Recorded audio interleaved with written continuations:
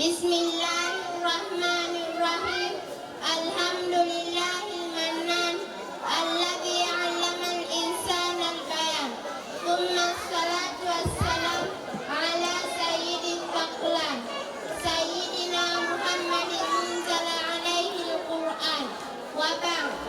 Fa ya ayyuhal muslimun, enyi Waislamu, abai wa ummahati, baba zangu na mama zangu, ana taliba, mimi ni mwanafunzi, min madrasatin khairiyatin islamia, ismi jina langu Maua binti Wahabi. Kuntu amamakum, nimesimama hapa mbele yenu, kayatahaddatha maakum, ili nizungumze pamoja nanyi. Bismillahirrahmanirrahim. Ahmiyatul libasi satir, umuhimu wa mavazi ya stara. Inna libasa satira min ni'amillahi ala ibadi, hakika mavazi ya stara ni katika neema za Allah kwa waja wake.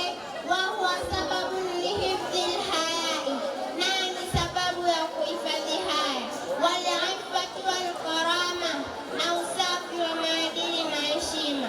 Waqad amarana al-Islam bitahalli bilibasi lhasan, hakika umetuelekeza Uislamu kuvaa mavazi yanayokubaliana. Litaalimi dini, na mafundisho ya dini, kama Allah alivyosema katika Qur'ani yake tukufu. A'udhu billahi minash shaitanir rajim. Bismillahirrahmanirrahim.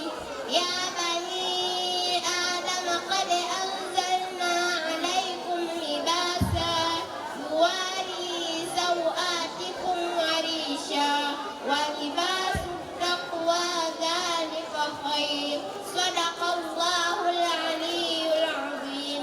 Ya bani Adam, enyi wanadamu, qad anzalna alaykum libasa, tunakuteremshieni nguo, yuwari sawatikum wa risha, nguo za kuficha tupu zenu na kujipambia, wa libasu taqwa dhalika khair, na nguo za uchamungu ndio bora. Aya hii inatufundisha kuwa Allah ametupa mavazi ili kujistiri na kuhifadhi heshima yetu. Ndugu zangu Waislamu, mavazi ya stara ni sehemu muhimu ya maadili ya Kiislamu. Yanahifadhi heshima, haya na uchamungu wa mtu. Hivyo ni jukumu letu kuvaa mavazi yanayompendeza Allah.